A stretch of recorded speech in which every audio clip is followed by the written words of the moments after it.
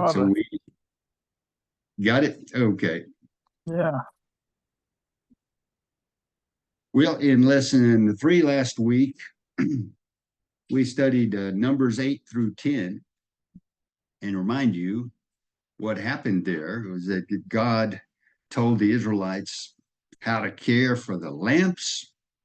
He did how to dedicate the Levites, which Moses did, and how to follow God's guidance in many ways. And we're going to be talking about some guidance that he gives them today. Now, where are we? We're still at Mount Sinai. They've been camped there for about 11 months. It took them 3 months to go from Egypt through the Red Sea and to make it to Mount Sinai. And so they've been there 11 months. And so that makes it now the second month of the second year of their pilgrimage. During that time, God had done many things for them. He had announced his law, 10 Commandments, and then he gave them all the details of all the various implications of those 10 Commandments about everything from leprosy to what to do with, and when somebody misses and can't be there to give his sacrifice to at the tabernacle, those kind of things. They'd also built tabernacle and dedicated it. And then Moses had consecrated the priests and the Levites.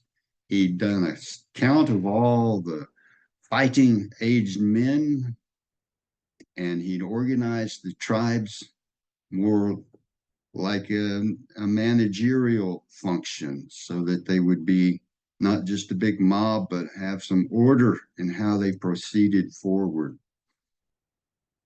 In other words, God had arranged things so that Israel was now a nation ready for action.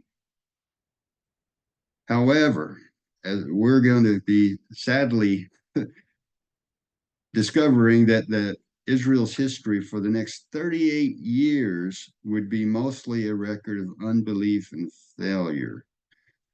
These were years during which the people opposed Moses and they rebelled a lot. Well, today in lesson 4, we're going to study chapters 10 through 12, and we'll be observing how the Israelites marched at God's command, complained to Moses, and then delayed themselves because of Miriam and because of God's discipline of her. Well, let's go in that order. First, we'll do the marching at God's command. Now, as an intro to this, the cloud moved over the tabernacle. Yeah, the priests blew the trumpets. The Levites took apart the tabernacle as the people lined up, getting in their marching order, ready to go. They'd grown comfortable in Sinai. They stayed there for nearly a year. Okay, they've been down there at the base of that mountain for a year. So they gotten used to it. They hadn't had any hardships of travel. And they still had that victory over Egypt fresh in their minds. They had manna to keep them going and reminded them every day that God was providing. But Sinai wasn't their destination. Their destination was the promised land. And there was a lot they had to do between where they were in Sinai and what they needed to do and be before they could enter that promised land and take on its challenges. You see, growth is what they needed. And God grew them there below Mount Sinai, but now it was time to grow them with a new challenge. In this case, it would be traveling. So they needed growth, so they needed a challenge. On the other side, if you just stay comfortable in where you are, it leads to complacency, and then that will hinder your spiritual development. So God wanted them to continue to spiritually develop. And a lesson there for us is that life's test is either going to will either bring out our best in faith or our worst in disobedience. So we're about to launch. It reminds me when I was a little boy, I waited with anticipation every Sunday evening to watch this TV show called Lost in Space.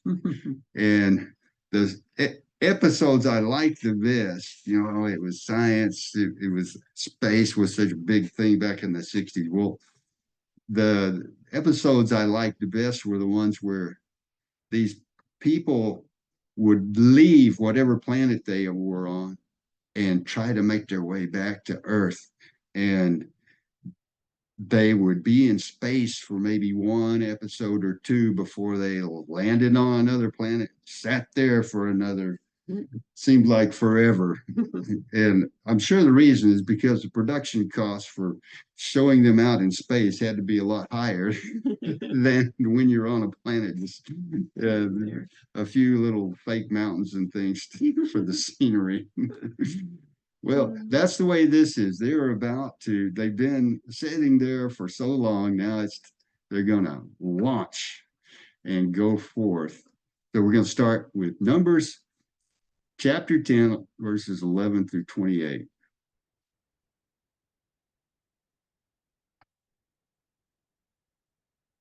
In the second year after Israel's departure from Egypt, on the 20th day of the second month, the cloud lifted from the tabernacle of the covenant.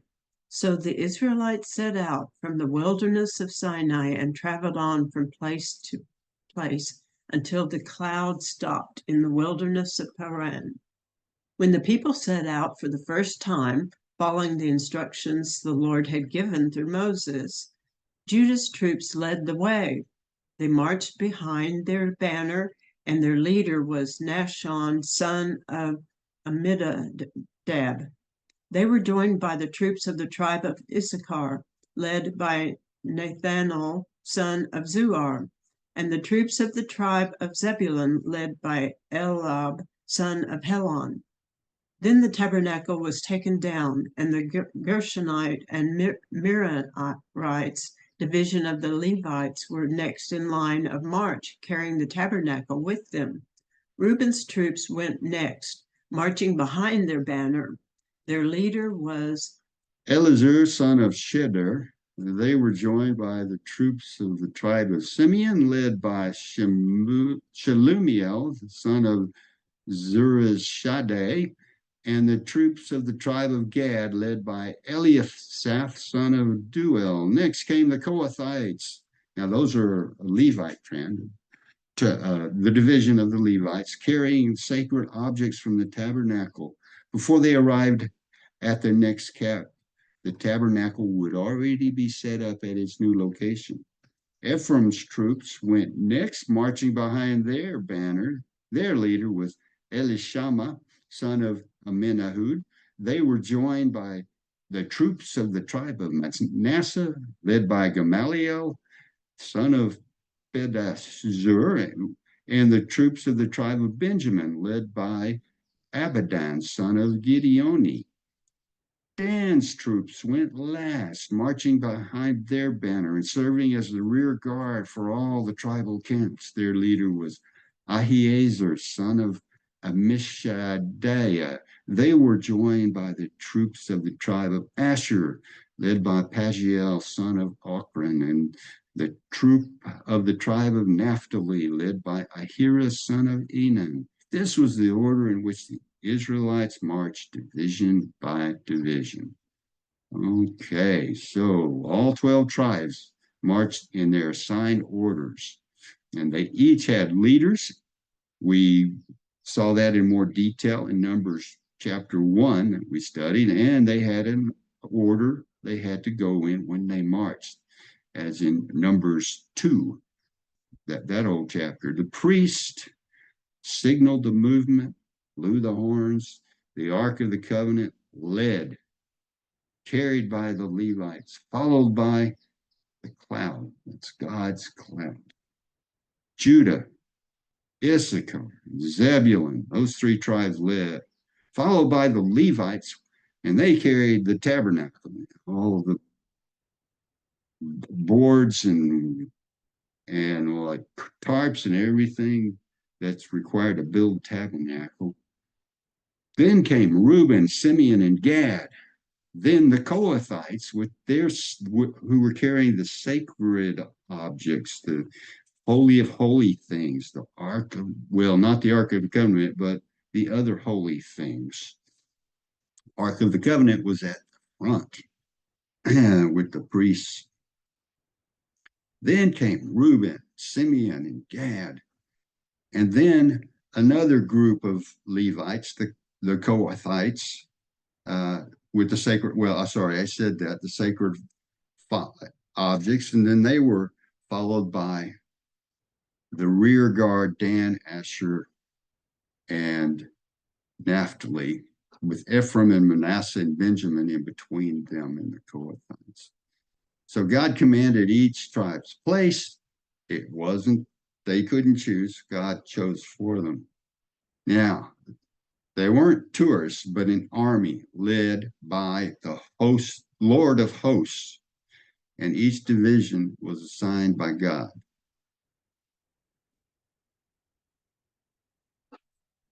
Now we'll read verses 29 through 32 at this incident with Hobab.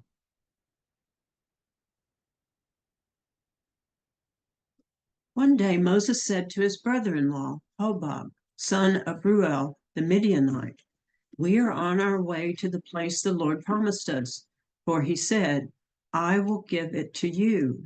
Come with us, and we will treat you well, for the Lord has promised wonderful blessings for Israel."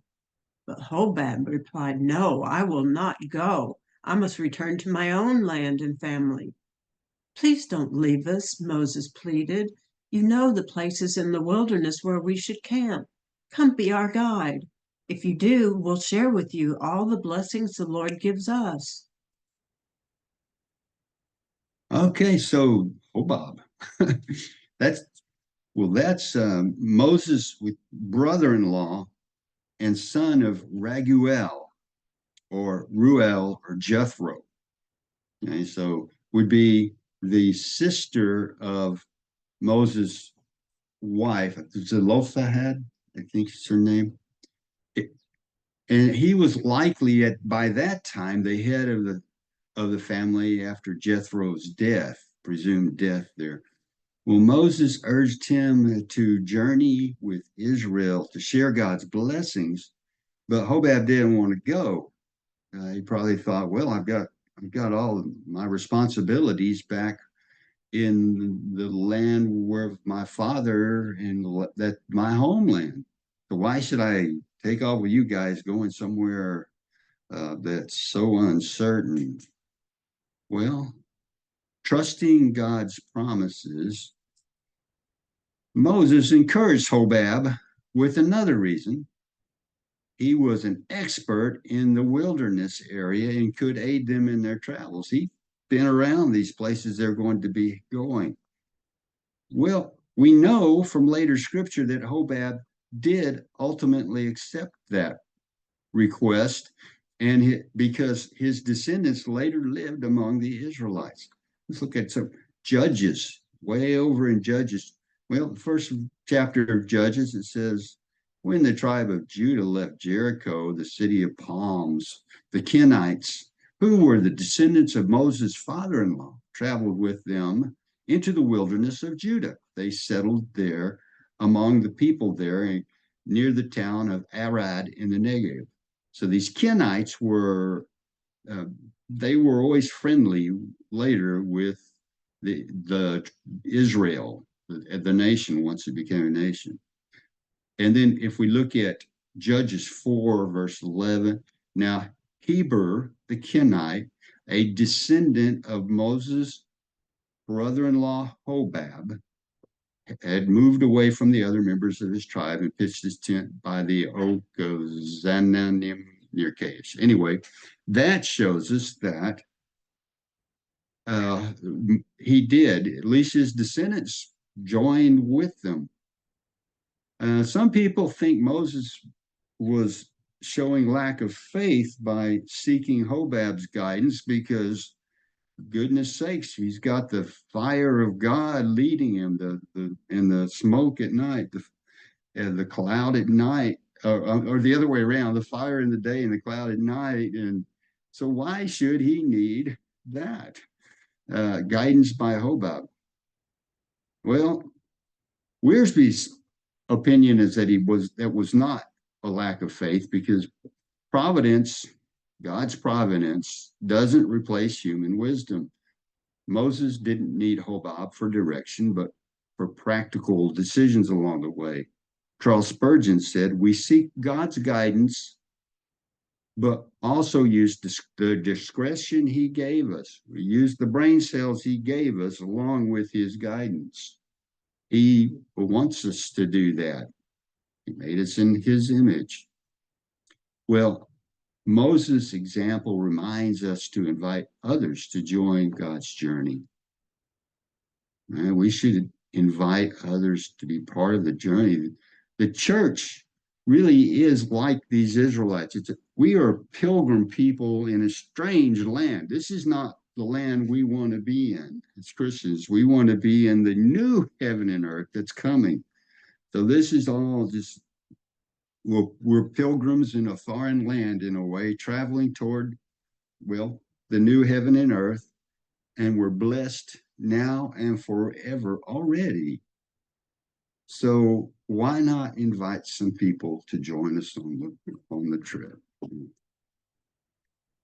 The next verses are where Moses glorifies God. So moving on.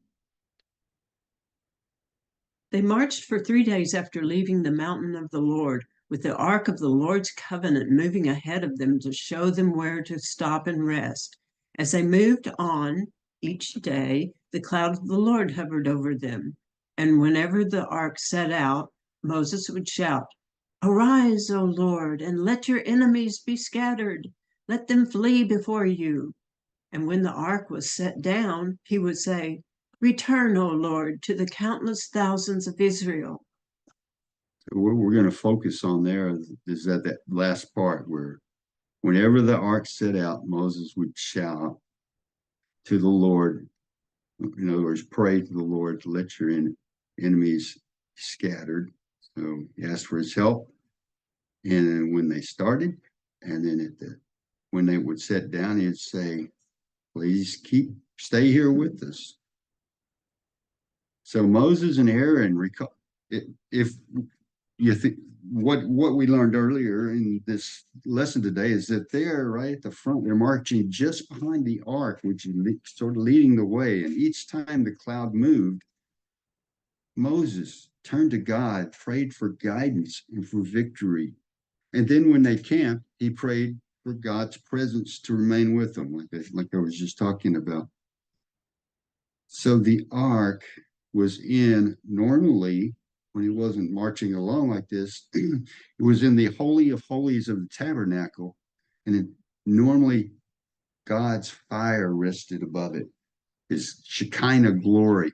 These prayers then of Moses were in a way, like church invocations and benedictions. And when you're starting a service, you start with an invocation, you end with the benediction to remind Israel that God led them the whole way. Was for that, and also because he wanted God to be with them. And if the Israelites had heeded Moses, they could have avoided a lot of later problems. And that's where we go next, which is the next chapter, Numbers 11, is all about the Israelites' problem.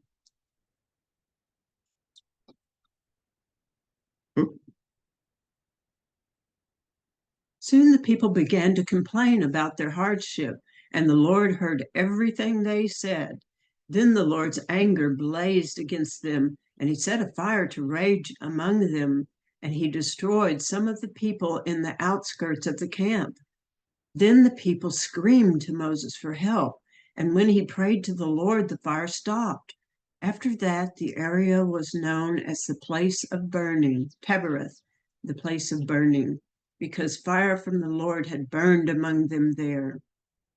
Then the foreign rabble who were traveling with the astronauts, with the Israelites, began to crave the good things of Egypt, and the people of Israel also began to complain. "Oh, for some meat," they exclaimed. "We remember the fish we used to eat for free in Egypt, and we had all the cucumbers, melons, leeks, onions, and garlic we wanted. But now our appetites are gone. All we ever see is this manna." The manna looked like small coriander seeds, and it was pale yellow like gum resin. The people would go out and gather it from the ground. They made flour by grinding it with hand mills or pounding it in mortars. Then they boiled it in a pot and made it into flat cakes. These cakes tasted like pastries baked with olive oil. The manna came down on the camp and the dew during the night. Moses heard all the families standing in the doorways of their tents whining, and the Lord became extremely angry. Moses was also very aggravated, and Moses said to the Lord, "Why are you treating me, your servant, so harshly? Have mercy on me. What did I do to deserve the burden of all these people? Did I give birth to them? Did I bring them into the world? Why did you tell me to carry them in my arms like a mother carries a nursing baby? How can I carry them to the land you swore to give their ancestors? Where am I supposed to get meat for all these people? They keep whining to me, saying, 'Give us meat to eat.' I can't carry all these people by myself. The load is far too heavy. If this is how you intend to treat me, just go ahead and kill me. Do me a favor and spare me this misery." Okay, so we'll stop there for now. So sometimes our hearts are so sinful that we forget the blessings God gives us. We ignore the promises God gives us, and we focus on complaining about the gifts God gives us.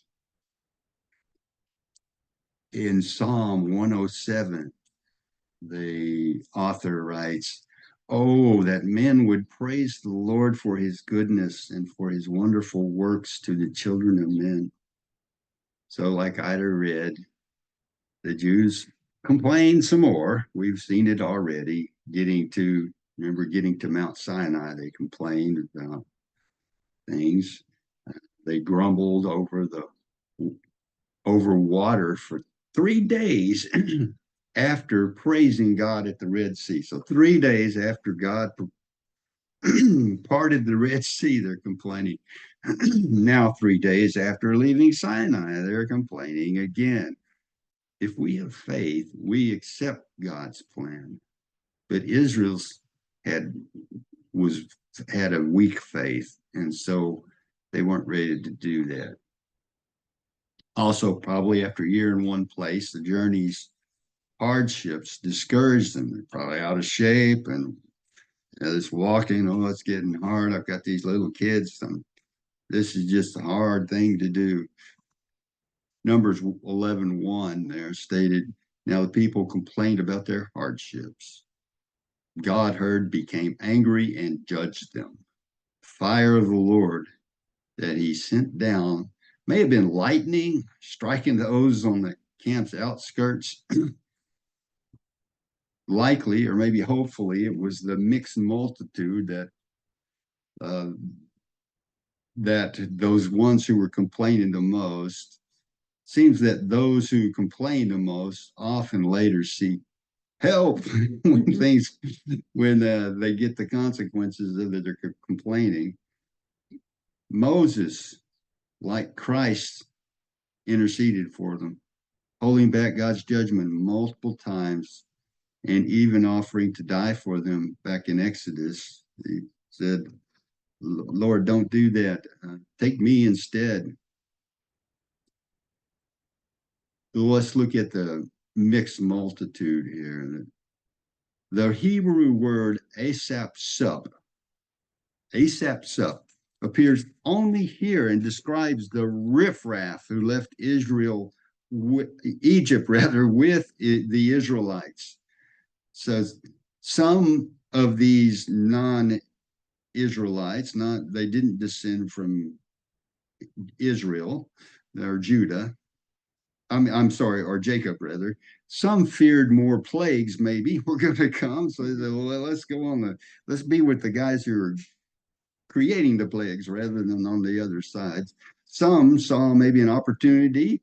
Oh, we can get out of whatever, we don't like it here. But all of them seemed to lack faith, and they kept causing trouble for Israel, just as, well, false believers cause trouble for the church today. Remember Jesus' parable about the tares, where the tares were like weeds that were growing up along with the wheat, and the farmer decided to let them both grow up, and he would separate them when he could tell the difference. Well, those tares represented the non-believers that would grow up within the church, the false brethren. Satan loves to plant false brethren. Paul also warned of them, called them false brethren, false ministers, and a false gospel. These warnings are still relevant for churches today. Israel they were experiencing a miracle daily when manna would appear for them, this bread of heaven, yet they started complaining about it. And maybe the mixed multitude helped them complain. They longed for Egypt's food, and they forgot their own bondage there. Yeah, but you were slaves, folks. Likewise, some churches replace the Bible with entertainment to attract crowds. In other words, when people start complaining about all we do is study the Bible, then they'll say, well, let's play basketball then, or whatever. Mm-hmm. Complaining against God, though, will lead to his judgment. And next, Ida read about Moses complaining and lamenting his very existence at this point. Now, this is the same Moses who, about a year ago, was singing triumphantly after they had crossed the Red Sea. There's Moses' song. It's this wonderful prose that's in the book of Numbers. But now he laments his burden. Criticism and ingratitude had gotten the best of him. He was losing perspective. He despaired and asked God, just take my life. God, I can't take any more of this. Well, at least he sought God's counsel. And as we'll see, God will help him. That'll be the next thing we'll read. But before we do, he's not the only one in the Bible who felt that way. And great leaders struggle with discouragement, and they can turn to God for strength. Then and now, there's the famous story of Elijah. He defeats all the Baal priests on that mountain, and his fire gets lit. It's the only one. Then he goes and kills all the Baal priests. And then the next day, he's all discouraged and runs away from Jezebel. And she says she's going to kill him and do what he did to the priest. And so he went from a high to a low, just like happened to Moses and happens to a lot of people. But God didn't leave him there. And that's what Ida will read next.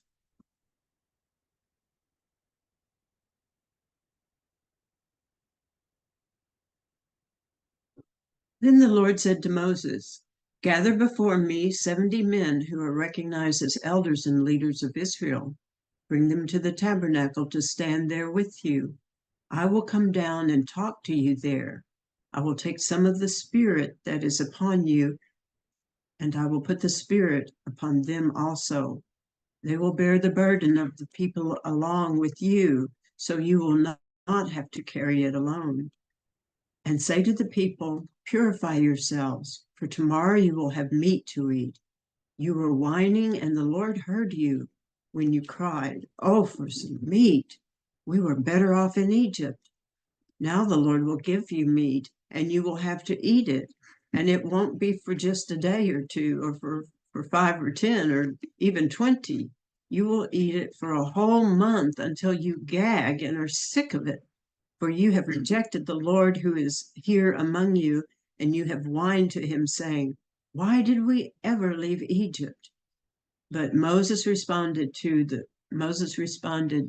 Lord, there are 600,000 foot soldiers here with me, and yet you say I will give them meat for a whole month? Even if we butchered all our flocks and herds, would that satisfy them? Even if we caught all the fish in the sea, would that be enough? Then the Lord said to Moses, has my arm lost its power? How now you will see whether or not my word comes true. So Moses went out and reported the Lord's words to the people. He gathered the 70 elders and stationed them around the tabernacle. And the Lord came down in the cloud and spoke to Moses. Then he gave the 70 elders the same spirit that was upon Moses. And when the spirit rested upon them, they prophesied. But this never happened again. 2 men, Eldad and Medad, had stayed behind in the camp. They were listed among the elders, but they had not gone out to the tabernacle. Yet the Spirit rested upon them as well. So they prophesied there in the camp. A young man ran and reported to Moses, Eldad and Medad are prophesying in the camp. Joshua, son of Nun, who had been Moses' assistant since his youth, protested, Moses, my master, make them stop. But Moses replied, are you jealous for my sake? I wish that all the Lord's people were prophets, and that the Lord would put his spirit upon them all. Then Moses returned to the camp with the elders of Israel. Now the Lord sent a wind that brought quail from the sea and let them fall all around the camp. For miles in every direction there were quail flying about 3 feet above the ground. So the people went out and caught quail all that day and throughout the night and all the next day too. No one gathered less than 50 bushels. They spread the quail all around the camp to dry. But while they were gorging themselves on the meat, while it was still in their mouths, the anger of the Lord blazed against the people, and he struck them with a severe plague. So that place was called Kibroth Hatava. which means graves of gluttony, because there they buried the people who had craved meat from Egypt. From Kibroth Haphani, the Israelites traveled to Heraroth, where they stayed for some time. Okay, so Moses had two challenges. One was being able to lead the people still, and the other was providing for me. Both these issues really came from Israel's time in Egypt, where they had developed these tastes for different foods than manna, and then their masters, they forget, like I said earlier, they forgot the slavery, remembered the food. For the first problem about leading the people, well, God helped him there by selecting 70 elders to help with oversight of the spiritual matters. He'd already, following Jethro's advice, he had found judges to help him. So he had a core of judges so that he wouldn't have to judge every case, remember? But these new leaders had a different focus, which was on spiritual ministry. 68 gathered at the tabernacle, received God's Spirit, and were able to then help aid Moses from then on. Eldad and Medad were absent, like Ida read, but still received the blessing. Well, Joshua rather was worried about it, but Moses assured him that I wish all the Lord's people were prophets. Moses wasn't alone in facing spiritual exclusiveness. Other biblical characters, or Moses felt like he was the only one. Nobody else was like him. Well, that's how John the Baptist felt. Jesus and Paul, they all had similar issues. And notice it was Joshua, they said his helper. And so kind of right-hand man. Recall that he first appears leading Israel's army that day when they had to hold up Moses' arm to keep winning the battle against those horrible Amalekites that were attacked the Israelites right after they got crossed the Red Sea. And then Joshua was there with him on Mount Sinai, and now he's Moses' servant. And we know that later he's going to become the leader when Moses dies. A second problem concerned providing the meat. So he's got some help now for leadership. Maybe he doesn't want to go to heaven now, but we'll stay around for a little bit longer. He's got some help. But what about this meat? So God sent that quail to the camp, and the people spent 2 days just gathering it. Now, by Wiersbe's calculations, they had enough meat in that one day for a month. And what happened? God judged the people, and sometimes the way God judges us is maybe the harshest judgment. He gives us what we ask for. So when he gave them what they asked for, he also sent a plague along with it. So they devoured that meat, but then many died. So Moses named the place Graves of Gluttony, which is a monument to the danger of praying, not thy will, but mine be done. Yeah. Flipping it around. Now we're going to read Numbers chapter 12. Interesting little chapter, the first 16 verses at least, about Miriam and Aaron. While they were at Hazeroth, Miriam and Aaron criticized Moses because he had married a Cushite woman. They said, "Has the Lord spoken only through Moses? Hasn't he spoken through us too?" But the Lord heard them. Now Moses was very humble, more humble than any other person on earth. So immediately the Lord called to Moses, Aaron, and Miriam and said, "Go out to the tabernacle, all three of you." So the three of them went to the tabernacle. Then the Lord descended in the pillar of cloud and stood at the entrance of the tabernacle. Aaron and Miriam he called, and they stepped forward. And the Lord said to them, "Now listen to what I say. If there were prophets among you, I, the Lord, would reveal myself in visions. I would speak to them in dreams, but not with my servant Moses. Of all my house, he is the one I trust. I speak to him face to face, clearly, and not in riddles. He sees the Lord as he is. So why were you not afraid to criticize my servant Moses?" The Lord was very angry with them, and he departed as a cloud moved from above the tabernacle. There stood Miriam, her skin as white as snow from leprosy. When Aaron saw what had happened to her, he cried out to Moses, "Oh, my master, please don't punish us for this sin we have so foolishly committed. Don't let her be like a stillborn baby already decayed at birth." So Moses cried out to the Lord, "Oh God, I beg you, please heal her."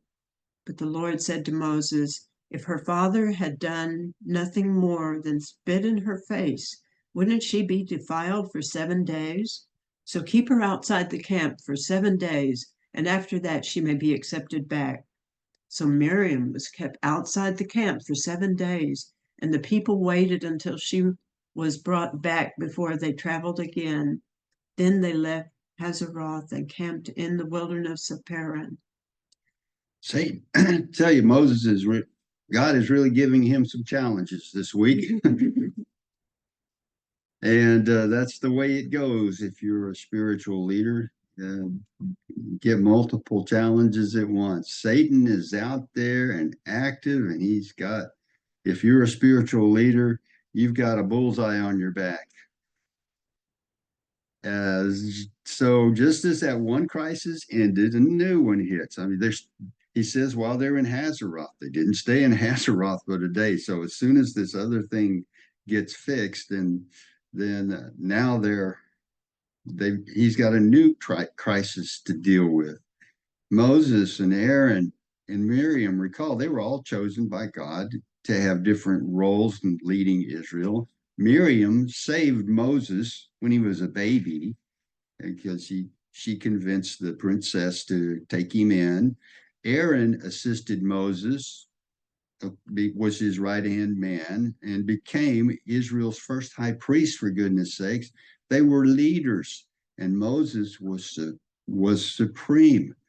The details suggest that Miriam instigated rebellion, because there are some hints that Wiersbe picks up.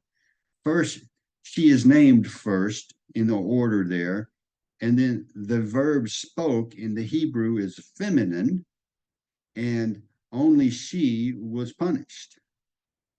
So she first objected to Moses' new wife, possibly feeling threatened, but her real issue was his authority.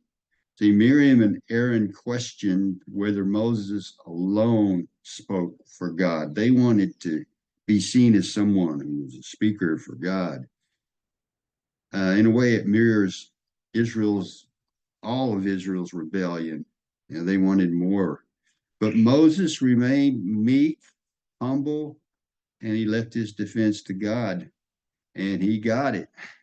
God summoned all three of them, reversed their order, placing Moses first, and affirmed Moses was uniquely chosen. He's the only one God spoke to figuratively face to face.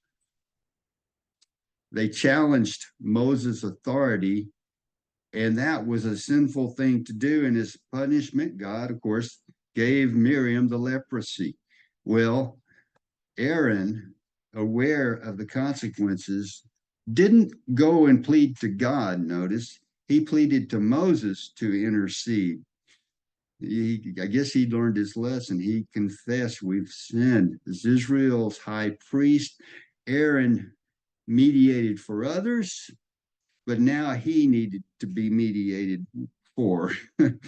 Moses, in his meekness, agreed and prayed for Miriam, and God healed her. Still, it was very embarrassing for Miriam because they had to wait a week for her to be isolated outside the camp for 7 days. All the Israelites knew why they weren't moving and saw Miriam out there outside the camp. Her sin delayed their progress toward the promised land, for goodness sake, and it shows how rebellion hinders God's work. A big takeaway from this lesson is that leadership carries with it great responsibility. And when you try to take away leadership from the one God has chosen, it's a very dangerous thing. Those elders, and Paul writes about this in 1 Timothy chapter 5, says, those elders who sin should be reprimanded in front of the whole church. This will serve as a strong warning to others. Jesus warned that opposition could arise even within one's own household. And that was the case here. They were We're brothers and sisters. And then finally in Hebrews chapter 13, that author urges obedience to leaders, for they will watch over souls.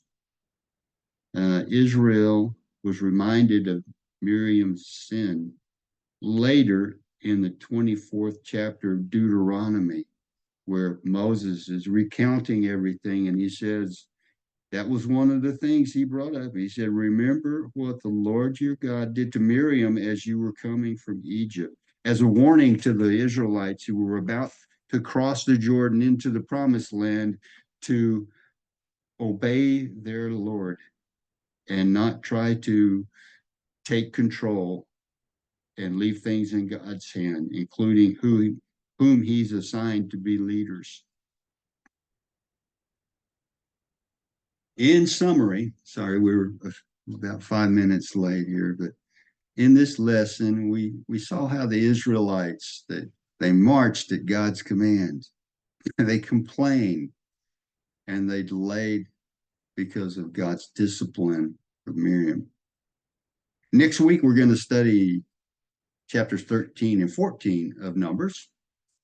And that's another action-packed one. We're going to have this crisis at Kadesh Barnea, where the tribal leaders who had gone to the promised land check it out, doubted God's word. They didn't trust God. So they discouraged God's people. They defied God's will. They deserved God's judgment, and they disobeyed God's command. So that's going to be lesson 5 of Be Counted. With that, I'll stop the sharing and ask if there are any quick questions today. Or Would have liked to have seen the people moving with their banners of their tribe, and sure it was colorful. Would have been interesting to see that, yes. yeah, This seems like such a huge process. Like it would take them all day to get started, and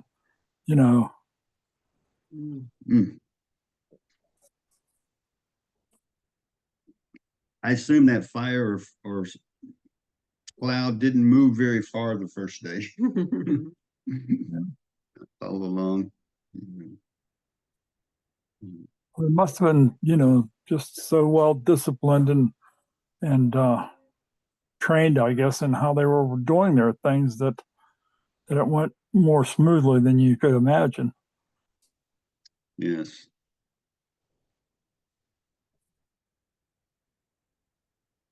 I noticed that it said that the priest went first with the Ark of the Covenant, and then came the fire or the cloud, depending on day or night. So, so it sounds like it was the Ark of the Covenant and the priests who were guiding them Up there at the front. at the front, unless they kept looking back. I guess that's how it worked. The cloud would start going off in a different direction, and they say, oops, I better get over there. I don't know. Might not have been a big deal, but I hadn't seen that before. And they must have had to keep the fire of the tabernacle burning the whole time, like the Olympic flame. That's true. That the menorah, they had to keep the fire going even when they were traveling. Maybe they put it in a cart, so it didn't get, the wind didn't blow it out. Oh, that's a good point. Jeannie, how about you? I will provide, because it's not just a few people, it's thousands. Yeah. It said it was about 1 million. Yeah. And I'm just too thankful to get hold of that. Yeah. Takes some divine intervention there. But it does. Mm-hmm. Yeah. Mm-hmm. Wonder what we would do. What would we do? Mm. I don't know. Yeah. Would we be that obedient, that patient? Well, probably there I would be, but how about when he said you're just going to wander around for 40 years and everybody knew it and they kept doing it. And it's like after 10 years of that, wouldn't you think that's enough of this? I'm going to abandon ship and somewhere. 1 year of it might have been enough for us. We're Yeah. very Yeah, that's true. Mm. 1 week, the way our lives go. everything is sped up. Yeah. Mhm. Well, I'm gonna let everybody go. I bless you, Ralph. Have a good week and pray it all goes well for you. Oh, thank you. I'm sure it will. It's outpatient, no big deal. Yeah. Yeah.